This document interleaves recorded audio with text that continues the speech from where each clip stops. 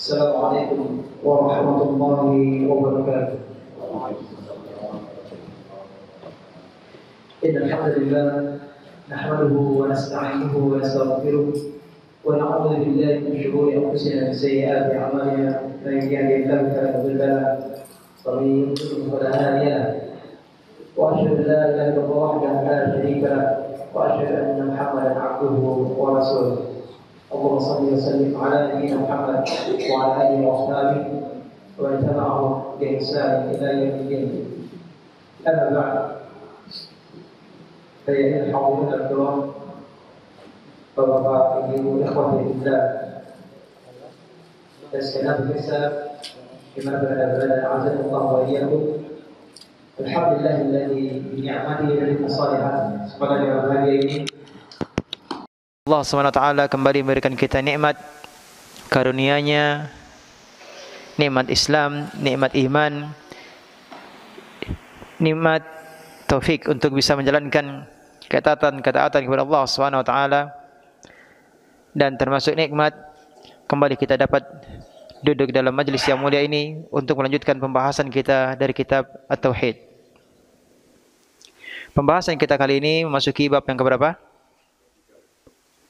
23. 6. Bab yang ke-23. Ma jaa ana ba'd hadhihi al-ummah ya'budu al-awthan. Bab tentang keterangan bahwa sebagian umat ini ada yang menyembah berhala. Sebagian umat ini, sebagian umat mana? Umat Islam. Penulis ingin menyampaikan kepada kita bahwa di antara umat Islam ada yang menyembah berhala. Ya. Berhala. Al-awthan. Al-awthan jamak dari wathan. Pada pertemuan yang lalu sudah kita jelaskan perbedaan antara al-awthan dan al-asnam. Al-awthan jamak dari wathan. Artinya adalah berhala. Adapun al-asnam jamak dari sanam. Sanam itu apa? Sanam itu juga berhala. Tapi yang dimaksud dengan sanam adalah berhala berupa patung. Ya, berupa patung. Itu yang disebut dengan sanam. Jamaknya adalah asnam. Jadi sanam itu lebih khusus. Kalau awthan yang menjadi bab pembahasan kita sekarang adalah al-awthan, itu jamak, ya. Mufradnya adalah wasan. Kalau diterjemahkan itu artinya berhala. Dan berhala dalam bab pembahasan ini umum. Adapun berhala berupa patung itu di bahasa Arabnya adalah sonam. Dan sonam ini adalah bagian dari awsan, berhala yang disembah. Nah, jadi pembahasan kita adalah pembahasan yang lebih umum. Segala sesuatu yang disembah selain Allah, baik berupa patung, ya, batu, pepohonan, kuburan, dan yang lain-lainnya itu disebut dengan al-awthan. Inilah yang dijelaskan oleh penulis di sini, Syekh Muhammad bin Abdul Wahhab rahimahullah taala, bahwa sebagian umat ini ada yang menyembah berhala. Kemudian sebab penulis mendatangkan bab ini karena ada yang meyakini bahwa seseorang yang sudah beragama Islam, seorang yang sudah masuk Islam, tidak mungkin lagi dia dikatakan sebagai seorang yang kafir. Seorang yang sudah Muslim, maka dia tidak lagi musyrik, dia tidak lagi kafir. Artinya ada yang meyakini bahwa mustahil seorang yang sudah masuk Islam kemudian dia menjadi musyrik atau menjadi kafir. Nah, pertanyaannya adalah mungkin atau tidak seorang yang sudah Muslim dia menjadi musyrik atau kafir? Mungkin atau tidak? Mungkin. Ya. Kemudian yang menjadi syubhatnya adalah karena mereka berdalil, ya diantaranya adalah hadis Nabi SAW bahwasanya setan itu telah berputus asa. Berputus asa dari apa? Berputus asa dari orang-orang yang mereka rajin sholat di Jazirah Arab. Sepertinya tidak akan mungkin lagi mereka akan berbuat kesyirikan, atau mereka tidak akan menyembah syaitan. Semana sabda Nabi SAW, Inna syaitana qad aisa ayya'budahul musallun fi jaziratil Arab. Setan, yakni iblis, ya telah berputus asa untuk disembah oleh orang-orang yang rajin salat di Jazirah Arab. Walakin fit tahrishi bainahum. Namun iblis ya berusaha untuk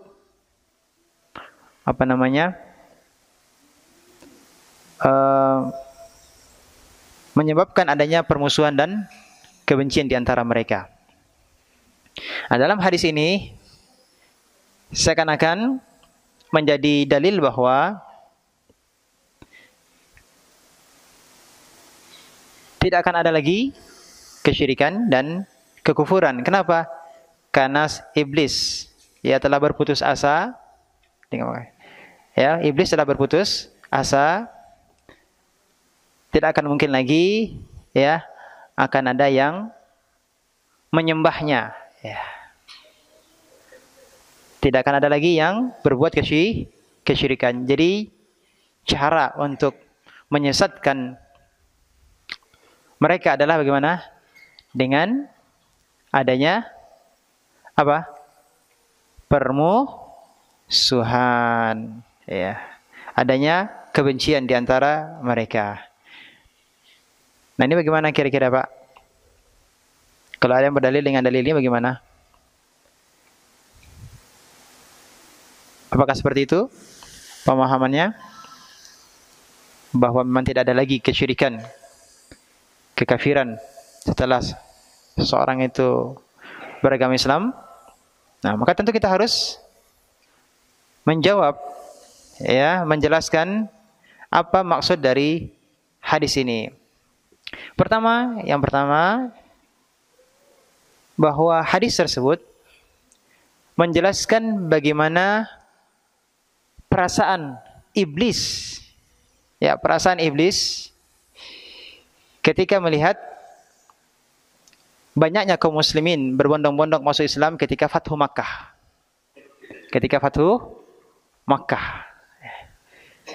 Jadi ini Rasulullah SAW menceritakan, mengabarkan bagaimana perasaan iblis yang melihat ya banyaknya manusia yang masuk Islam setelah Fathu Makkah. Ya. Jadi dalil ini ceritakan tentang apa? Tentang perasaan iblis. Dan yang namanya perasaan ini masih dugaan. Ya, dugaan itu bisa jadi benar, bisa jadi salah. Karena iblis tidak mengetahui perkara yang gaib.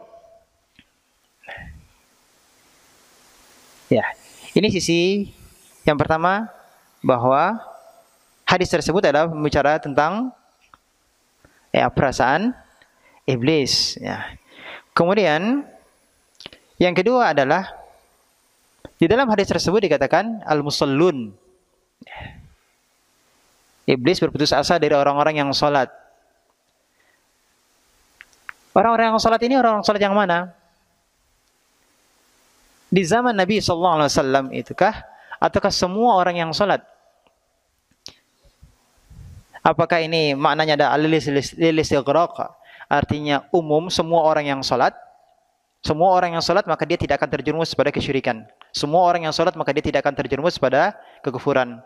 Ataukah ini bukan untuk umum, tapi khusus, ya.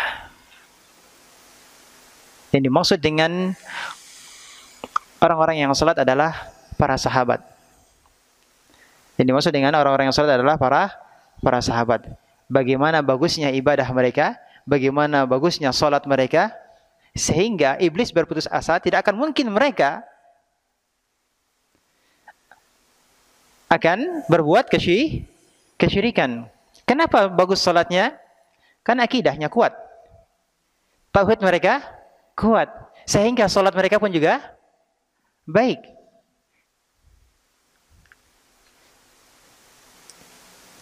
Dan ini pendapat yang lebih kuat bahwa yang dimaksud dengan orang-orang yang salat, yang iblis berputus asa dari mereka. Ya, berputus asa untuk menjerumuskan mereka kepada kesyirikan. Yang dimaksud di sini adalah siapa? Para sahabat yang baik salat mereka, yang baik ibadah mereka. Kemudian kenyataan yang kita lihat bagaimana? Setelah wafatnya Nabi SAW, terjadi tidak kesyirikan? Terjadi. Bahkan ada yang murtad. Kenapa? Karena mereka tidak mau membayarkan zakat. Ya kan? Akhirnya diperangi oleh siapa? Oleh Abu Bakar Siddiq radhiyallahu anhu. Ya. Di antara tugas berat Abu Bakar Siddiq radhiyallahu anhu sepeninggal Nabi SAW adalah memerangi orang-orang yang murtad. Artinya bahwa sebelumnya mereka telah berislam dan tidak ada jaminan mereka tidak akan jatuh pada kesyirikan ataupun kekufuran. Bahkan yang terjadi apa? Keluar dari agama. Keluar dari Islam. Kan lebih parah itu.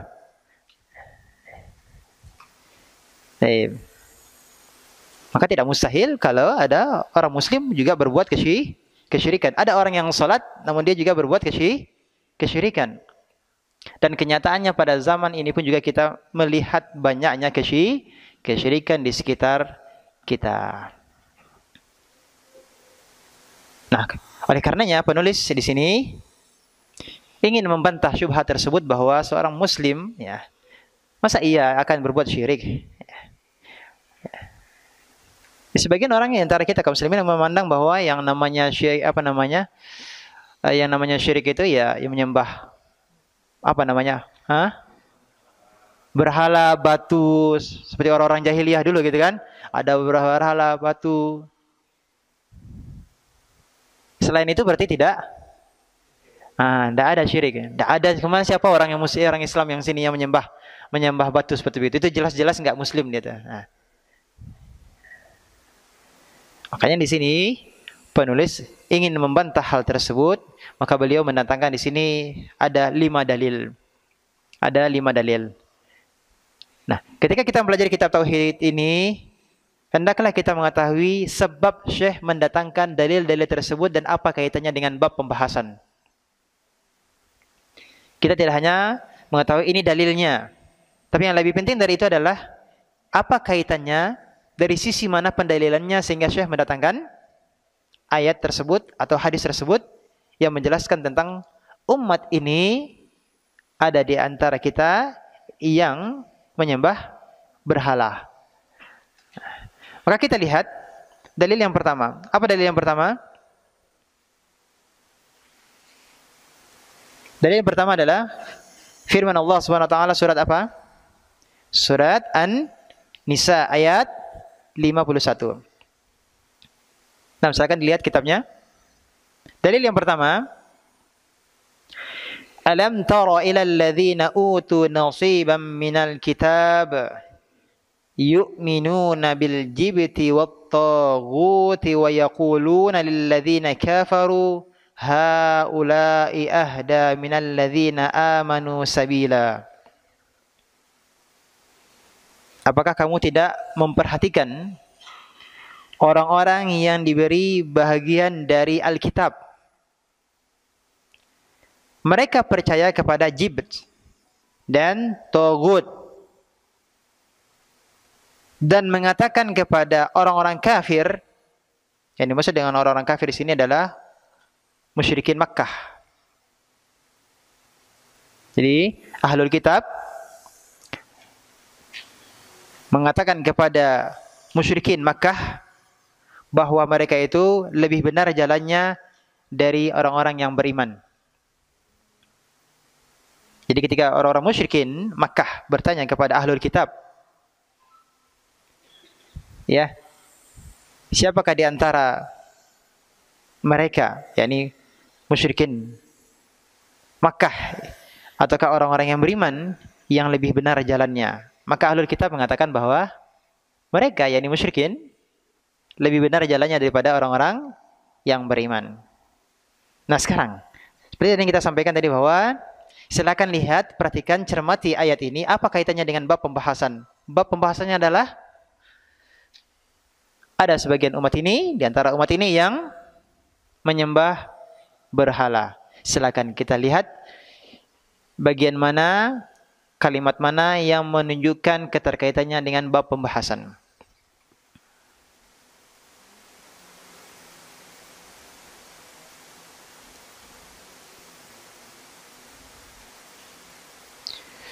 Yang mana?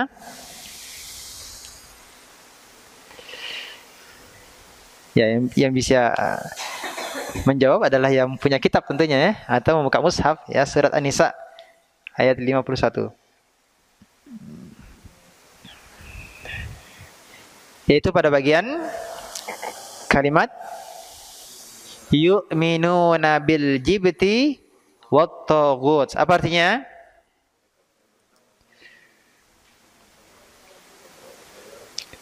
Mereka percaya atau beriman kepada jibt dan taghut. Ini adalah kaitan, inilah sisi pendalilan ya, yang ada kaitannya dengan bab pembahasan. Maksud dari penulis Syekh Muhammad bin Abdul Wahab mendatangkan ayat ini kaitannya dengan bab pembahasan adalah, pertama kita pahami terlebih dahulu apa yang dimaksud dengan al-jibtu. Mereka, yang dimaksud dengan mereka adalah ahlul kitab.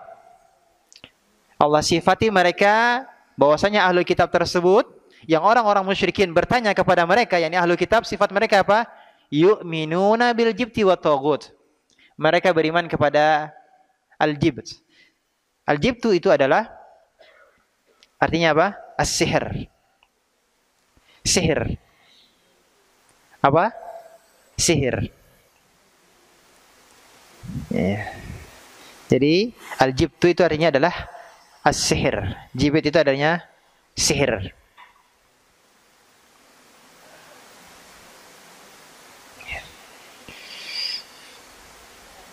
Kemudian at-taghut. Apa artinya taghut? Taghut itu artinya asyaitan. At-taghut artinya asyaitan. Jadi taghut itu artinya syaitan.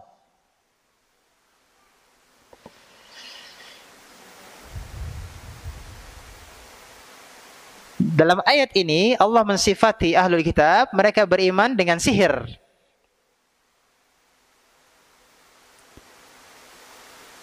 Ya, mereka percaya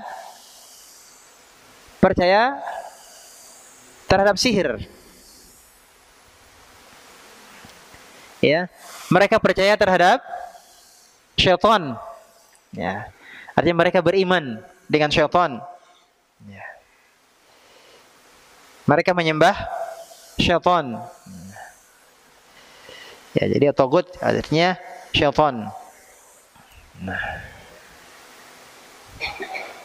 Maka di sini harus kita pahami bahwa ahlul kitab mereka jatuh dalam kesyirikan disebabkan karena dua hal ini. Disebabkan karena beriman dengan sihir dan mereka beriman dengan taghut. Peribadatan kepada selain Allah. Dan ini terjadi pada ahlul kitab yang terdahulu, pada umat-umat yang terdahulu. Ya. Jadi ahlul kitab, umat yang terdahulu, mereka jatuh pada kesyirikan. Maka umat ini juga, ini umat Islam juga akan seperti mereka juga. akan jatuh kepada kesyirikan. Kenapa?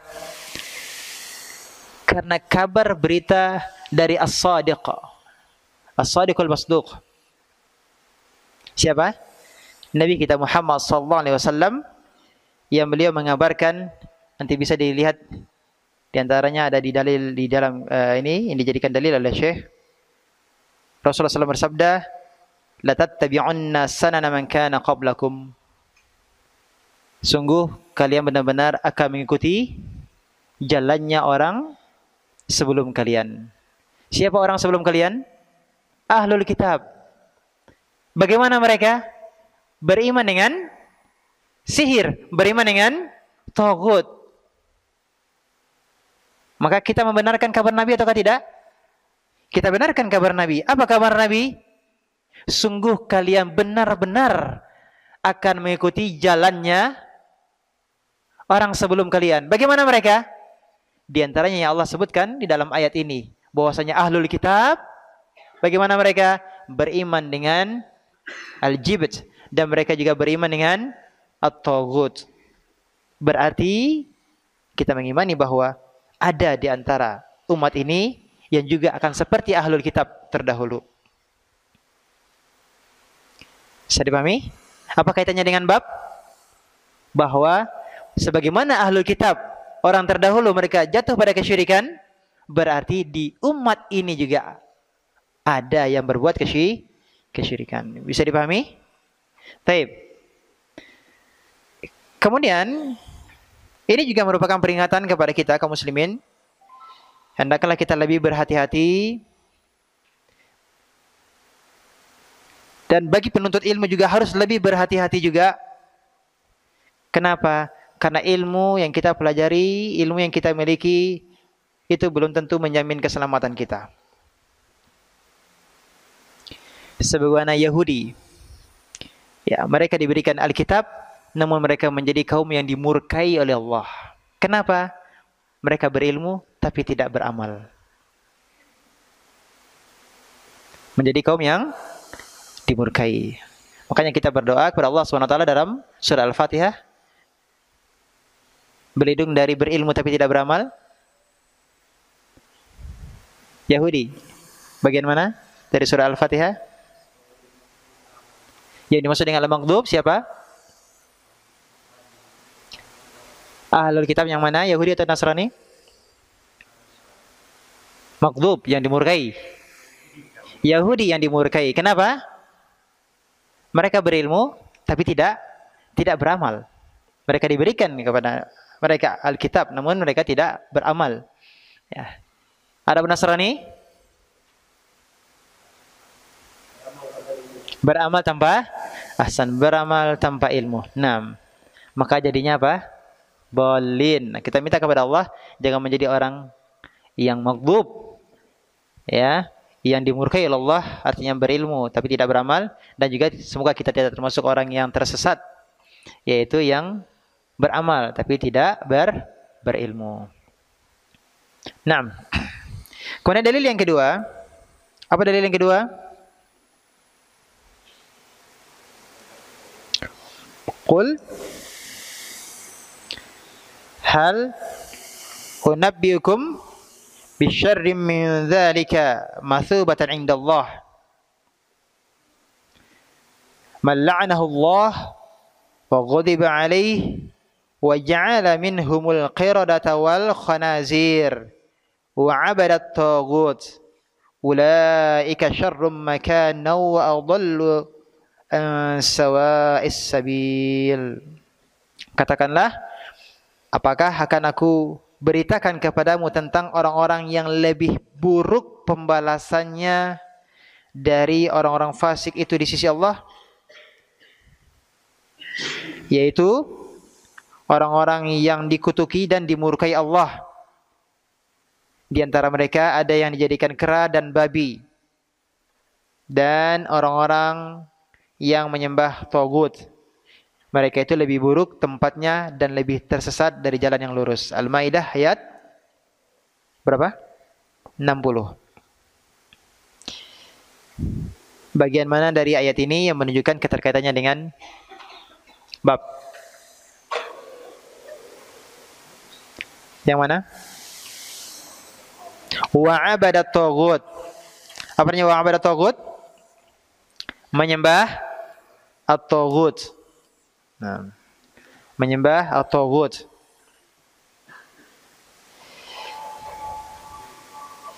Jadi Allah jadikan di antara mereka, ada yang menyembah taghut, yakni menyembah syaitan. Yang dimaksud dengan mereka adalah siapa? Ahlul kitab. Yang dimaksud dengan mereka adalah ahlul kitab. Ya Allah jadikan mereka menyembah taghut. Sebagaimana penjelasan dalil yang pertama tadi, maka dalil yang kedua ini juga menunjukkan apa? Bahwa ahlul kitab menyembah taghut. Maka umat ini juga akan mengikuti umat yang terdahulu, apa itu? Menyembah taghut. Sama penjelasan dengan dalil yang pertama. Tidak bisa dipahami? Kemudian dalil yang ketiga. Qala alladhina ghalabu ala amrihim lanattakhidanna alaihim masjida. Orang-orang yang berkuasa atas urusan mereka berkata, sesungguhnya kami akan mendirikan sebuah rumah peribadatan di atasnya.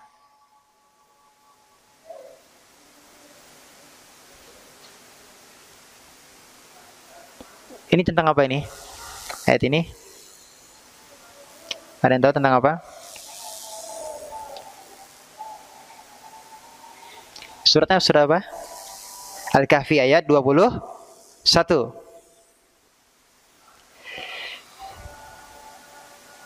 Ada yang tahu apa maksudnya?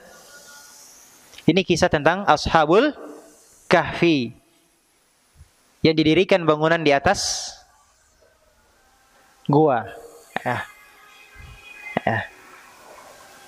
Tempat mereka meninggal.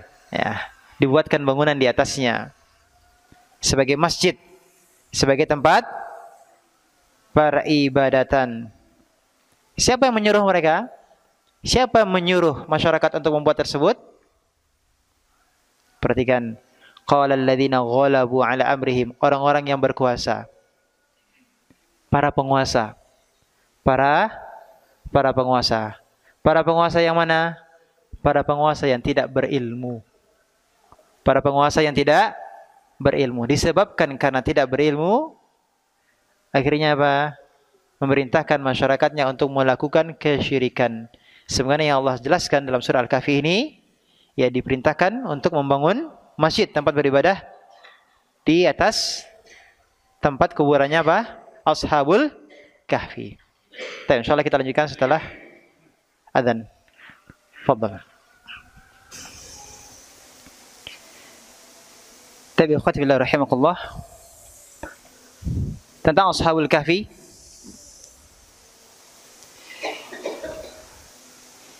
Sering kita dengar kisah tentang Ashabul Kahfi. Kisah tentang 7 orang pemuda yang terasing di tengah negerinya. Ya. Berapa tahun mereka tertidur di dalam goa? Berapa? 300 tahun. 300 tahun itu kalau dihitung tahun, kalau dikonversikan kepada Masehi. Kalau Hijriahnya adalah sebagaimana Allah sebutkan di dalam Al-Kahfi ayat 25, walabithu fi kahfihim, dan mereka berada, ya, tertidur di dalam gua mereka selama salasami'ah sinin, 300 tahun, ya, salasami'atin sinin. Kemudian wazdadu tis'a, dan ditambah 9 tahun, berarti 309. Ya, kalau hitungan Hijriahnya adalah 309. Kalau Masehinya, kalau dikonversi ke Masehi 300 tahun. Ya, lihat 7 pemuda. Selain mereka termasuk raja adalah orang-orang yang melakukan kesyirikan, kekufuran. Ya. Ini menunjukkan bahwa tolak ukur kebenaran itu bukan dari banyak sedikitnya pengikut. Ya. Di sini hanya 7. Ya. 7. Nah. Jadi tidak bisa kita berdalil dengan jumlahnya. Ya, pengikut menjadi tolak ukur suatu kebenaran. Nah, terkait dengan Ashabul Kahfi ini, ya setelah mereka tertidur selama 309 tahun, ya Allah yang memerintahkan mereka untuk melarikan diri mereka ke gua, menyelamatkan diri mereka ke gua karena nyawa mereka terancam dan mereka tidak akan bisa sanggup untuk melawan pasukan-pasukan dari raja yang mengincar mereka. Ya. Akhirnya Allah perintahkan mereka untuk melarikan diri, menyembunyikan diri mereka ke gua dan Allah jadikan mereka tertidur selama 309 tahun. Kemudian mereka terbangun dan salah satu di antara mereka pergi ke pasar membawa mata uang yang sudah tidak laku lagi. Dan masyarakat mengetahui ternyata ini adalah mata uang generasi sebelumnya, ya generasi sebelumnya. Ya. Ini menunjukkan apa? Menunjukkan bahwasanya Allah mampu untuk membangkitkan. Orang tidur itu kan mati kan? Yang tidur itu mati atau tidak? Mati. Lihat, bisa tidur selama 309 tahun. Nah, kemudian setelah itu yang pergi ke pasar tadi kembali ke goa dan kemudian Allah matikan mereka. Dan masyarakat kemudian mencari, ya, di mana mereka ini yang mereka mengetahui kabar. Mereka lah 7 orang yang dicari oleh raja yang dahulu. Nah, ternyata mereka bersembunyi di goa, dicari. Ternyata mereka dapati mereka sudah meninggal. Akhirnya faqalu ibnu alaihim bunyana. Ya, dirikanlah sebuah bangunan di atas gua mereka. Nah, kemudian kelanjutannya adalah ayat tadi, qala alladzina ghalabu ala amrihim lanattakhidanna alaihim masjida. Maka orang-orang yang berkuasa atas urusan mereka, yakni penguasa di saat itu, memerintahkan untuk mendirikan sebuah rumah perisbatan, ya, mendirikan sebuah masjid di atas gua tersebut. Nah, sekarang pertanyaannya, apa kaitannya antara kisah Ashabul Kahfi ini dengan bab pembahasan bahwa di antara umat ini ada yang menyembah berhala?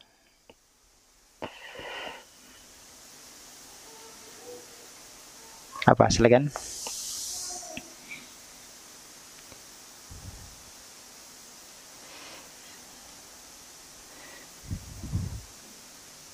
Silakan jawab.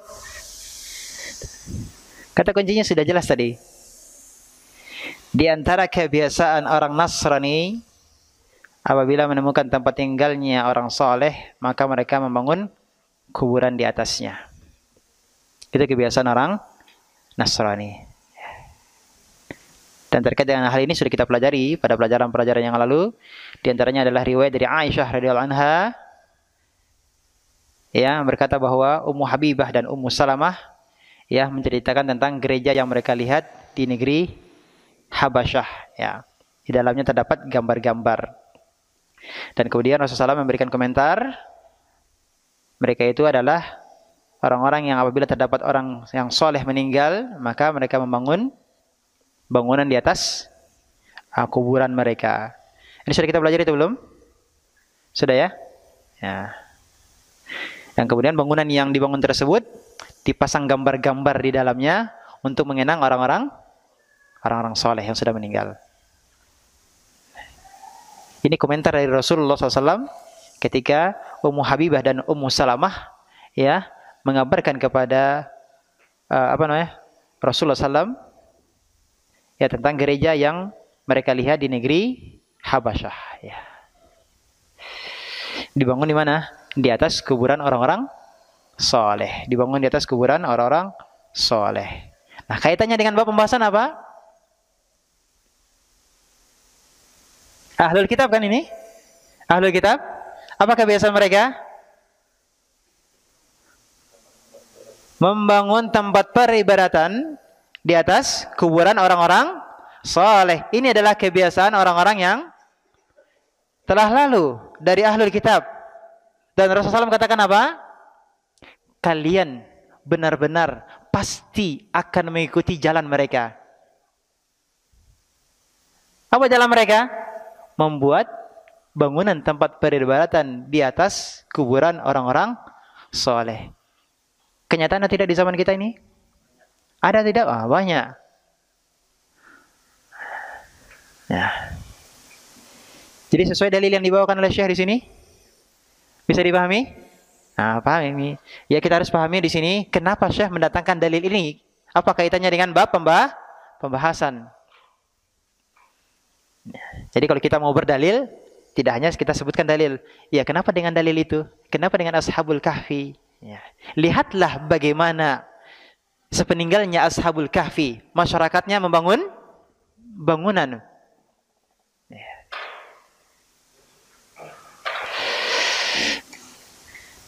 Taib. Bangunan untuk dijadikan peribadatan. 6. Allah Ta'ala alam terkait dengan Ashabul Kahfi ini, ya, ada yang pendapat yang mengatakan bahwa mereka adalah dari keturunan Bani Israel sebelum Isa alaihissalam. Bani Israel sebelum Nabi Isa alaihissalam. Mereka adalah pengikut dari Nabi Musa. Ya, min atba'i Musa alaihissalam. Di antara pengikut Nabi Musa alaihissalam. Yang jelas mereka adalah ahlul kitab. Ya, yang jelas mereka apa? Yang mereka adalah ahlul kitab. Kebiasaan mereka tadi membuat bangunan di atas kuburan orang-orang saleh, menunjukkan bahwa umat ini juga akan ada yang mengikuti jalan mereka. Semoga kita tidak termasuk. Amin. Kemudian yang berikut apa ada dalilnya? Yang keberapa? Yang keempat. Namun sebelumnya, justru ada orang yang sebagian di antara kaum muslimin ada yang menjadikan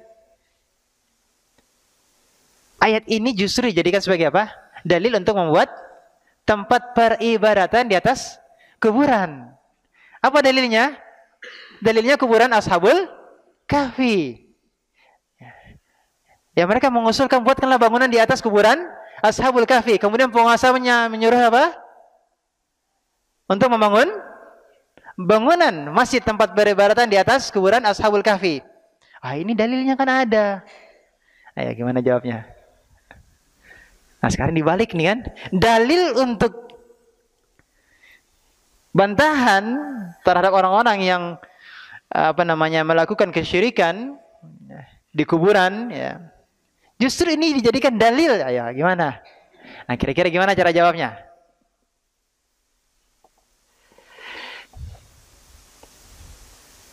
Ya, kalau ada yang berdalil dengan ayat ini gimana? Membalikkan ya kan? Membalikkan.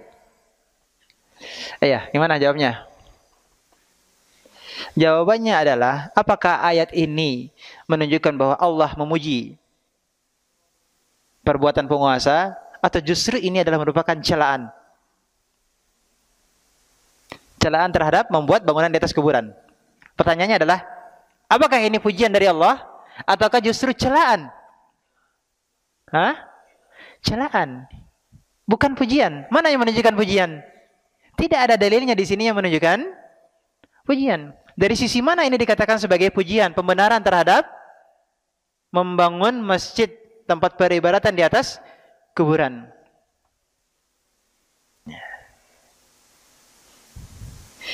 Jadi tidak ada dalilnya di situ, bukan pujian, justru itulah celaan. Dan dalil-dalil yang ada justru menunjukkan apa? Larangan untuk membuat bangunan tempat peribadatan di atas kuburan. Bahkan sebelumnya, sebelum wafatnya Nabi kita Muhammad SAW, apa wasiat beliau?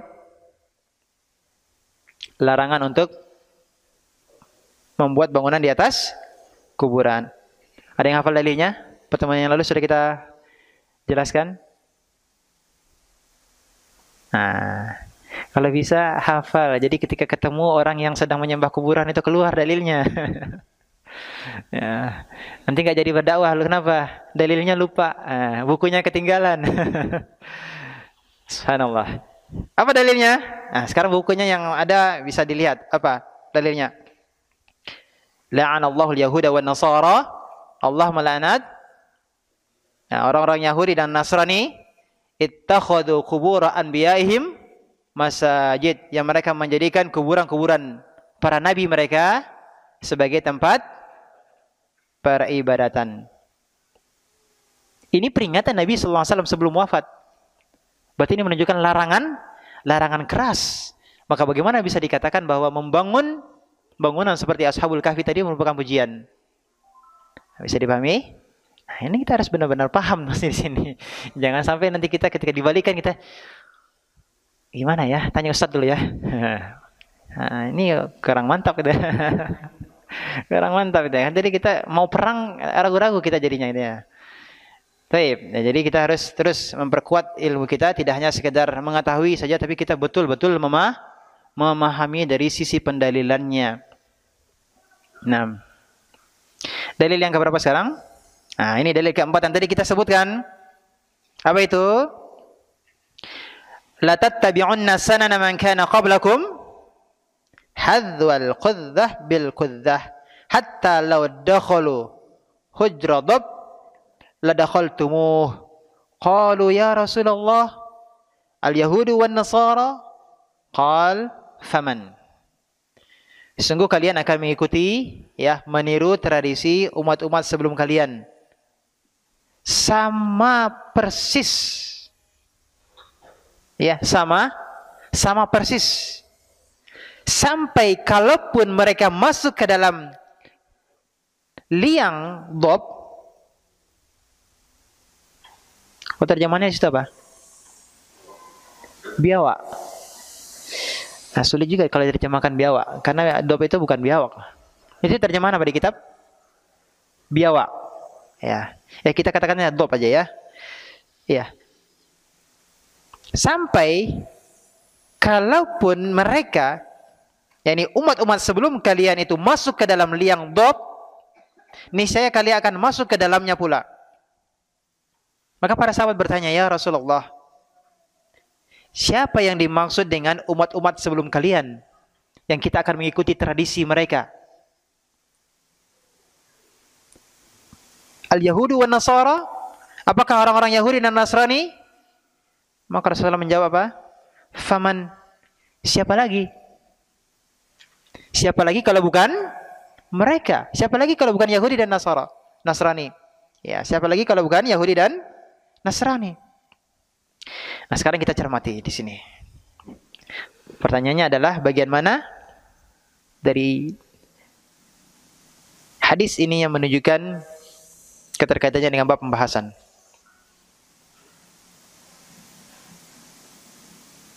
Semuanya ya. Semuanya. Bahwasanya kita umat Islam ya, di antara umat Islam ini ada yang akan mengikuti jalan orang-orang yang terdahulu, Yahudi dan Nasara. Ya, Yahudi dan Nasrani. Baik, kita lihat dalilnya. Di dalam hadis ini Rasulullah SAW menekankan makna dengan 3 penegasan. Coba perhatikan di awal, la tattabi'unna. La tattabi'unna. Sebenarnya kata tattabi'unna mengikuti. Tattabi'unna itu artinya mengikuti. Tattabi' artinya mengikuti. Tattabi' artinya mengikuti. Sebenarnya kata tattabi' ini, la tattabi'unna, ini adalah sumpah. Maka bisa dikatakan wallahi la tattabi'unna. Apa artinya? Demi Allah, kalian benar-benar akan mengikuti. Dari mana kita ketahui ini sumpah? Karena diawali dengan la. Pada umumnya yang diawali dengan la di sini untuk menunjukkan penegasan, ini adalah bentuk sumpah. Asalnya adalah wallahi la tattabi'unna. Demi Allah kalian benar-benar akan mengikuti. Jadi ini sumpah. Ditegaskan oleh Rasulullah SAW. Kemudian yang kedua adalah lam. La itu sendiri. Ya, la itu sendiri adalah bentuk penegasan. Jadi yang belajar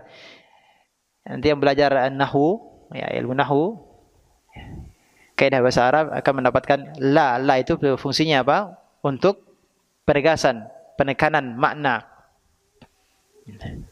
Jadi sudah dua. Kemudian ditambah lagi yang ketiga yang mana? Ada nun tasydid di belakang. Ada nun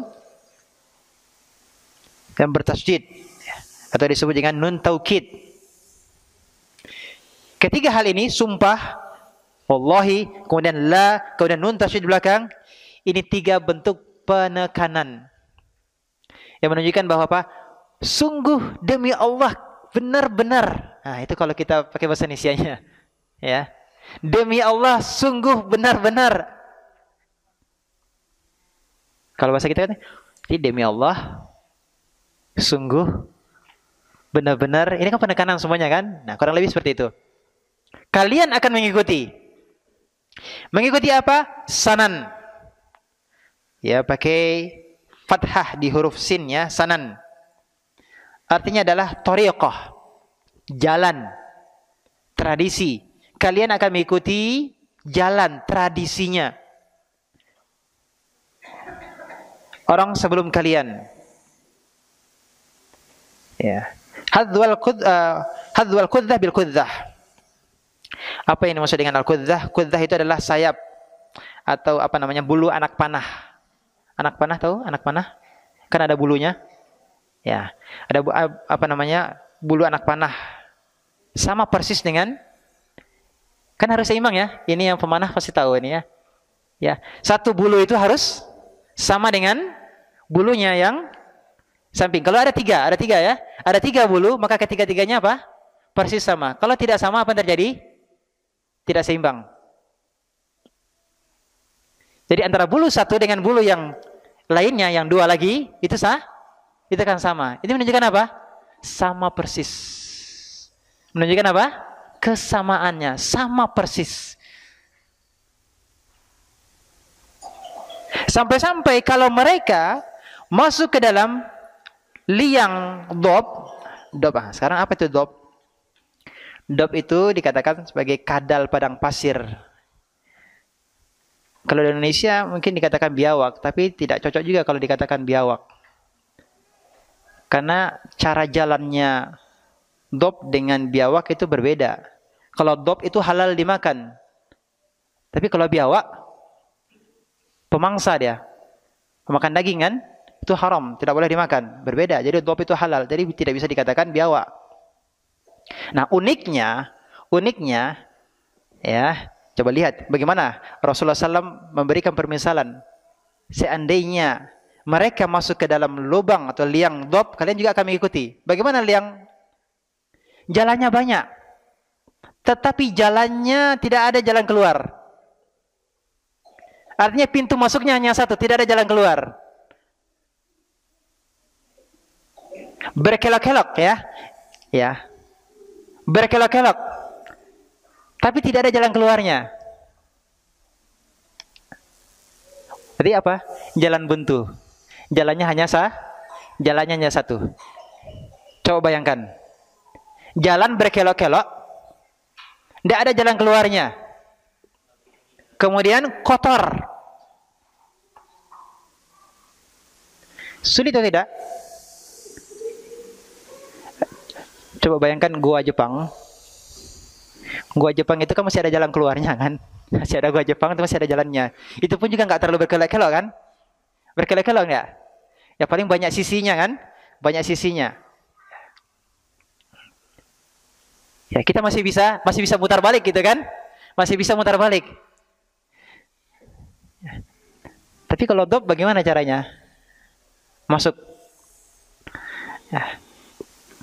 Artinya bahwa jalan yang mereka tempuh itu berliku-liku, berkelok-kelok, sulit, ya, kotor, tetap saja kalian akan mengikuti mereka. Ya. Sampai pada jalan kebinasaan, kalian juga akan mengikuti mereka. Bisa dipahami? Lihat bagaimana Rasulullah SAW memberikan permisalan yang tepat dengan bob. Beda dengan biawak ya. Kalau biawak gimana? Nah, tahulah mana biawak kayak gimana dia gali tanah ya. Nah, berbeda ini.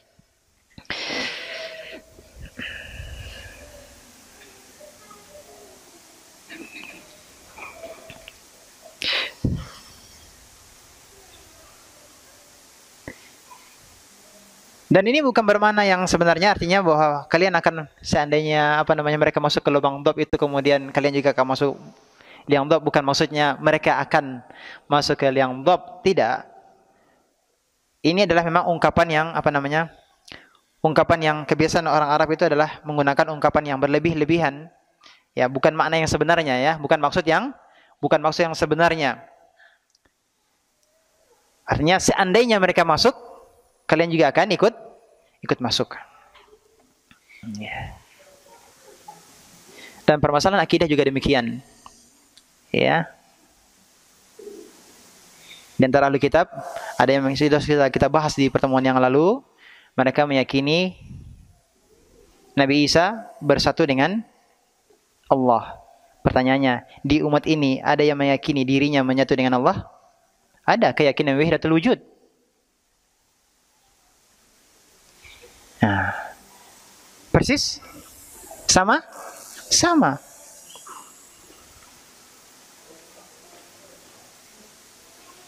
Nah,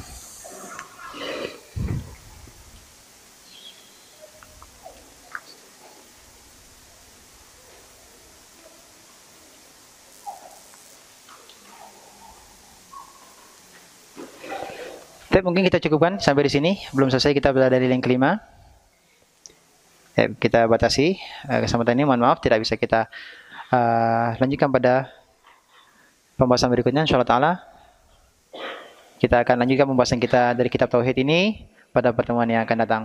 Semoga Allah SWT melindungi kita semuanya, melindungi keluarga, anak keturunan kita, melindungi kaum muslimin dari kesyirikan, dari kekufuran, dan semoga Allah SWT senantiasa terus memberikan kita taufik untuk semangat mempelajari akidah yang benar, yang menguatkan, mengokohkan tauhid kita, dan menjadikan kita sebagai orang-orang yang bersemangat untuk mendakwahkan tauhid, ya, mengajak manusia kepada tauhid, mengesahkan Allah Subhanahu wa taala untuk meninggalkan berbagai bentuk kesyirikan. Dan semoga Allah Subhanahu wa taala mewafatkan kita di atas Islam dan tauhid.